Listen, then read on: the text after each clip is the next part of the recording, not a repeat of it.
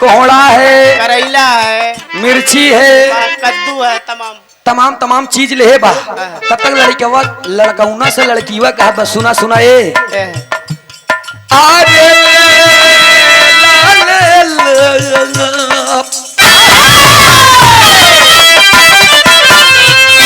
लड़किया कहत बा ले ला टमाटर ललका बा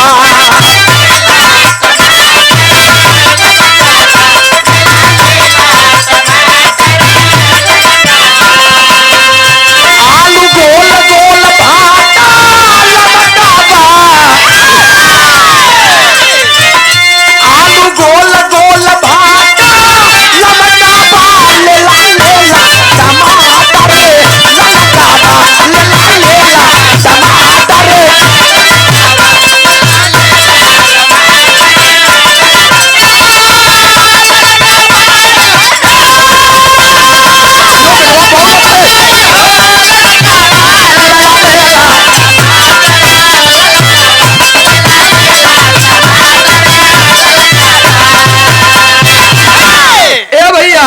यही भाव में कहना पड़ा। राजा चंद्रसेन जी कहत का है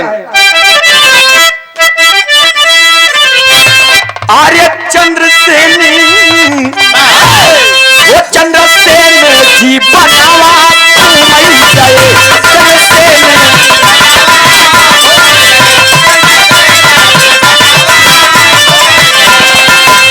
अचरज देखे नया नावा घूमई जाए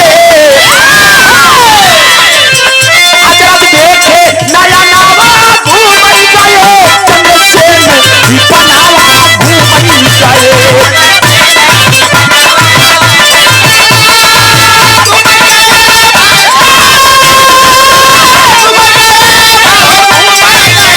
चंद्रसेन जी बनावा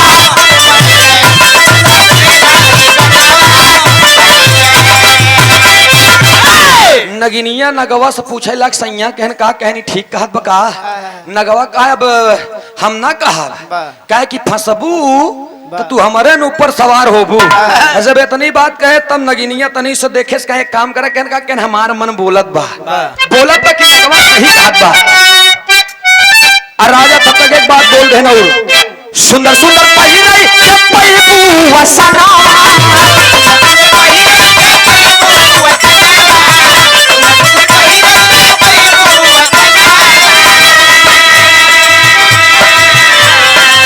छप्पन प्रकार के मिली है भोजन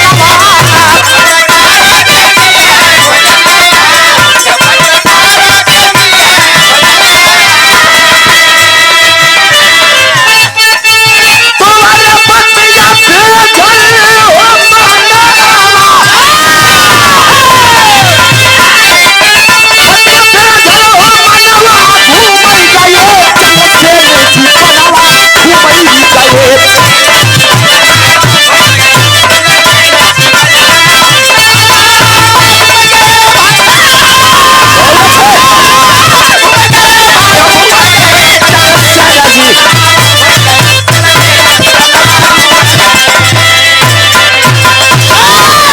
महाराज राजा चंद्रसेन की बातों में सहमत होकर के नागिन नाग चल दिए। आगे आगे नगिनिया बन नगिनिया के पीछे नगवा और नगवा के पीछे राजा चंद्रसेन चले जा रहे हैं। रास्तवे में राजा चंद्रसेन के मन में पाप उठी है, पाप जगी गया। पाप ये जगह कि ओ हो जब ये इतना बात पूछ करके नाक से कर रही है, नाक के रहने पर नागिन इसी के बस पर रहेगी। यही अगर ऐसे करी तो होकी मुड़ जाई, ऐसे करी तो होकी मुड़ जाई। ये अगर कही दे बैठ तो उलर जाई, यानी पहुड़ जाई, लेट जाई, बैठ जाई। अगर कही दे खड़ी हो जाती नचती रही। तब कहन क्यों ना मैं नाक को ही रास्ते से हटा दूं। सोचन दिमाग लगाएं बेचारू के राजा चंद्रसेन। अब और आगे गए तब तक राजा चंद्रसेन नगवा के पूंछ पकड़ लेन। जब पूंछ पकड़ लेन ओकर नचायन। जब नचावत है तब एक लाइन तर्ज लग गई मास्टर साहब। का लगा तर्ज?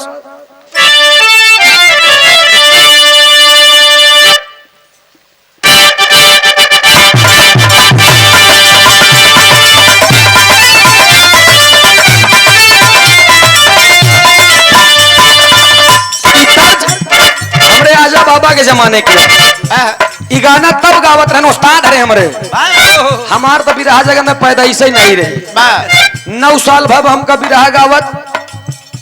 लेकिन बहुत बहुत धन्यवाद आप लोगों का, जो मैं कभी ख्वाब में सोचता था, जो कभी मैं सपने में देखता था कि क्या मुझे ऐसी भी पब्लिक मिलेगी, क्या आप लोग मुझे सम्मान देंगे, क्या मैं उनसे भी रहा गाऊंगा, क्या मैं ऐसे कर पाऊंगा, क्या मैं अपने गांव को छोड़ पाऊंगा।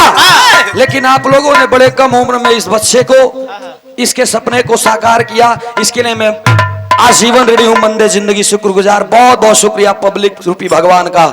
लेकिन प्यार दुलार मंच पे एक अलग होना चाहिए। बेनी भैया, सम्मानित तिजारत मेरी ईमान नहीं है, हर दर पे झुक जाए ये सिर, ये मेरा शान नहीं है। और हमने भी बनाए हैं समंदर में रास्ते, हमेशा मिटा पाना इतना आसान नहीं है। लेकिन आवा इधर नगिनिया बेचारी जात बन नगवा के पकड़, लेकिन तरज ये है बा दीपावली के समय रहे बेनी भैया, कौनो नई नई लड़की रहे, 18 साल की उम्र रहा। अब कच्ची उम्र में जब गौना हो गया तो दुल्हन दुल्हा के हाल न जान। अब ओकर जब गौना हो गया, गई बेचारी अपने घरे। दीपावली के बाद जौन त्योहार आवा था एकादशी, जौने दिना मेहरुअन लेके सूप लेके खेदत ही नहीं, मत पटर पटर पीटत ही सवेरे सवेरे। दलितर खेदत वही दिन रहन। बाबू बेचारू बुढ़ऊ होकर आंखी खुलाए रहन, नवा नवा आंखी खुलाए रहन।